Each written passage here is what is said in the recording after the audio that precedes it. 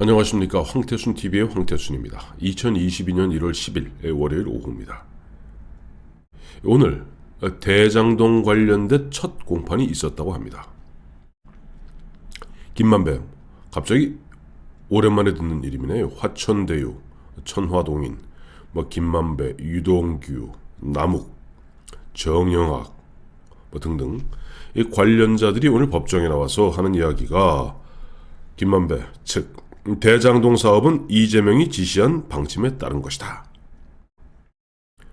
그동안 사실 굳이 김만배가 이야기하지 않더라도 지난해 9월이죠. 처음에 이 대장동 사태가 세간의 주목을 받게 되자 이재명 씨 화들짝 놀라서 국회 소통관에 나와서 본인이 직접 얘기했습니다. 대장동 사업은 내가 설계한 겁니다. 더 이상 얘기할 게 없습니다. 근데 참 재밌어요. 이 대장동 문제하고 특검하자 그러면 계속 누구 표현대로 호떡 뒤집듯 빈대떡 뒤집듯 말을 요리조리 바꾸면서 시간만 끌고 있는 것이 이재명입니다. 오늘도 보니 이재명이 김만배 측에서는 이제 대장동 사업은 이재명이 지시한 방침에 따른 것이다. 그러니까 이재명이 하는 얘기가 오늘 재판이 있었나 하고 짐짓 모른 척하고 있습니다. 참 우스운 이야기죠. 얼마 전에 드러났습니다만 처음 이제 이 대장동 수사가 압축되어 들어가면서 유동규 본부장 압수수색하려 할 때 유동규가 버티면서 자살 소동 비슷한 걸 벌였다 그러고 그것도 어떻게 알았는지 모르겠습니다만 어쨌든 그런 가운데 나중에 최근에 드러난 게 있죠. 당시 유동규가 통화한 것이 정진상, 김용 등 이재명의 최측근들 그들과 통화했다는 것은 이미 드러난 사실입니다.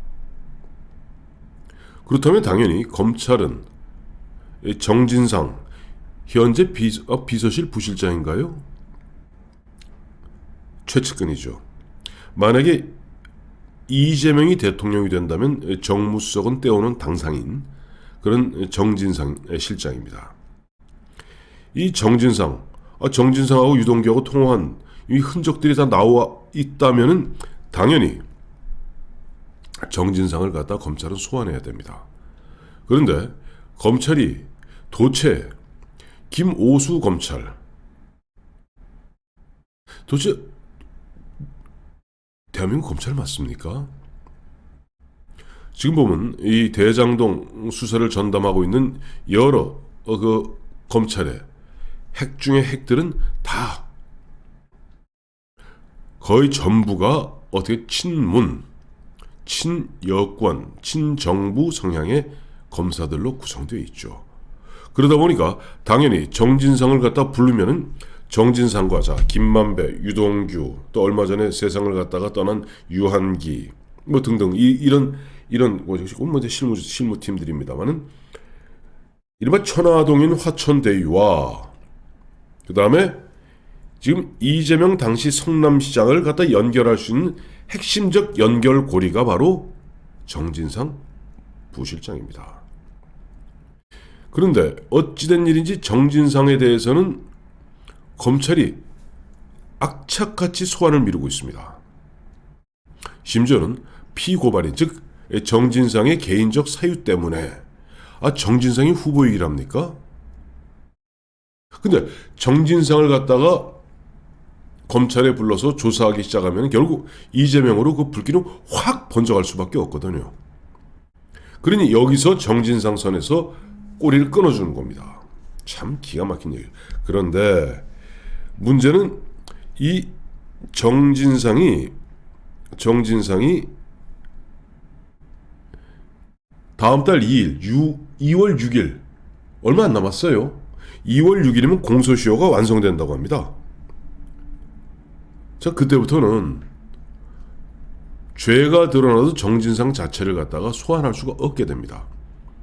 지금 대한민국 검찰은 정진상의 이른바 공소시효가 완성될 때까지 2월 6일까지 시간을 대신해서 끌어주면서 혹시라도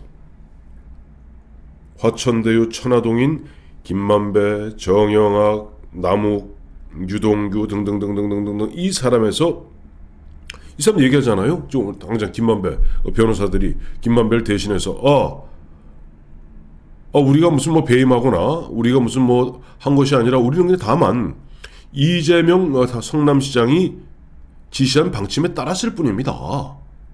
라고 이야기하고 있어요. 자, 여기 어떤 그야말로 복마전의 그 시스템, 그러니까 윤석열 후보가 얘기했던 시스템이 있죠. 권력을 사유화하여 이권 카르텔을 만들고 국민을 약탈한. 현재 검찰이 기소한 것만 해도 1,800몇 억을 갖다가 이른바 성남 도시개발공사에게 불이익을 그러니까 손해를 끼쳤다는 거 아닙니까? 그것 때문에 이제 배임 등으로 이제 걸려 있는 거 아니에요? 지금 뭐 유동균이 김만배니. 그러면서도 검찰은 기소하면서 이것을 갖다가 대상을 갖다가 성남시로 정하지 않고 성남 도시개발공사로 정함으로써 이재명에게 불길이 옮겨가는 것을 미리 한번 차단해 주었습니다.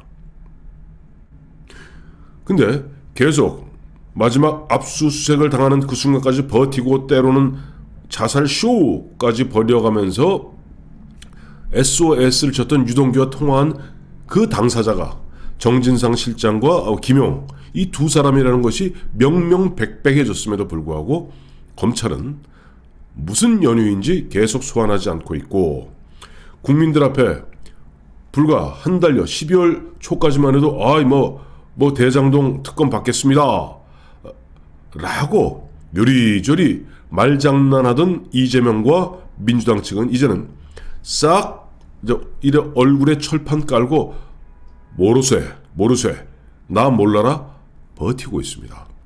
뭐 그런 가운데 제가 누차에 걸쳐 말씀드렸습니다만 대한민국 이 선거법이 웃기게 되어 있는 것 중에 하나가 뭐냐니까 2월 13일, 2월 14일 양일에 걸쳐서 후보가 등록을 하게 되면 후보는 후보로서 보호를 받게 되어 있습니다. 그러니 지금 검찰의 주판이란 빤한 거예요. 2월 6일까지 어떻게 하든지 정진상 너 꼭꼭 숨어 있어라. 꼭꼭 숨어 있어라. 정진상 너 숨어 있으면은 2월 6일이면 시효가 완성된다. 공소시효 완성되면 그 다음부터는 너를 수사한다는 것, 조사한다는 것은 그 대전제가 기소를 함을 전제로 해서 수사하고 조사하는 거거든요. 시효가 완성돼서 기소할 수 없는 그 사람을 갖다가 조사할 수 있겠습니까? 수사할 수 있겠습니까? 그리고 지나가고 나면 이제 정진상은 부를 수가 없게 되어 있습니다. 그런 상태에서 이제 2월 13일, 2월 14일이면 이재명 본인은 이제 후를 털고 난 대통령 후보야 라고 버티고 나갑니다. 그러다 만에 하나 3월 9일날 이재명이 대통령 되는 순간 대장동 사태, 대정동 사건은 이재명과 관련된 부분 싹 무혐의 처리할 겁니다. 과거에 예가 있습니다. 대한민국 검찰 과거에 어두운 흑역사가 있습니다. 1997년 김대중 대통령 후보 640억 비자금 관련해서 고소 고발되었던 사건, 김태정 검찰총장 당시 DJ가 대통령 될 때까지 YS가 일단 수사를 중단시켰죠. DJ가 대통령 당선되고 그해 취임하기 전에 2월 25일 취임하기 전에 그걸 클리어해 줍니다. 김태정 검찰이. 흑역사입니다. 싹 해서 무혐의 처리해 줍니다. 그리고 DJ는 당선인 신분에서 무혐의 처리된 상태에서 깨끗하게 세탁하고 2월 25일 대통령이 취임하게 되고 곧 이어서 김태정을 갖다가 법무장관에 임명하게 되는 거죠. 처음에는 물론 박상천이 법무장관 한 1년 먼저 합니다만은 곧 이어서 김태정으로 하여금 검찰총장 완료하고 법무장관. 물론 천망회의 소위 불실이다. 그 김태정 씨는 부인 연정희 씨의 고급 로비 사건 관련해서 바로 법무장관 내지 얼마 안 돼서 아마 한 보름 만에 날아갔을 거예요. 목이 날아갔습니다만은 어쨌든 그와 같은 검찰의 흑역사가 있습니다. 그런 일이 재발되지 않기를 갖다 저는 정말 바라고 또 바라고 있습니다. 반대의 경우 검찰이 이와 같이 이재명을 갖다 보호하기 위해서 핵심 고리인 정진상을 공소시효가 완성될 때까지 뭉개고 드디어는 공소시효를 완성시켜주고 툴툴 털었는데도 불구하고 3월 9일 정권교체가 이루어져서 윤석열 정부가 출범했다 가정해 보십시다. 꼭 정치 보복이 아니라 최소한 검찰이 바로 서야 나라가 바로 선다는 법치주의의 대원칙을 갖다 어그러뜨렸던 사이비 검사들 한번 속아내야 되겠죠. 역사에 심판대에 한번 올려야 되겠죠. 그래야지 두 번 다시 이와 같은 난신적자들이 나오지 않기 때문일 것입니다. 어쨌든 우리 애청자 여러분도 2월 6일이면은 화천대유 천화동인과 이재명 당시 성남시장을 연결하는 중요한 다리인 그 다리인 정진상이 시효가 완성됨으로써 다리가 끊어지게 됩니다. 지금 야당에서는 특검 이야기합니다만은 뭐 이미 선거 58일 남은 상태에서 사실 특검 그냥말 어떻게 보면 메아리 없는 외침에 불과하게 되겠죠. 하지만 우리가 눈을 똑바로 뜨고 지금 검찰이 무슨 짓을 하고 있으며 집권 세력이 어떤 짓을 하고 있는지는 똑똑히 기억에 두어야 할 겁니다. 고맙습니다.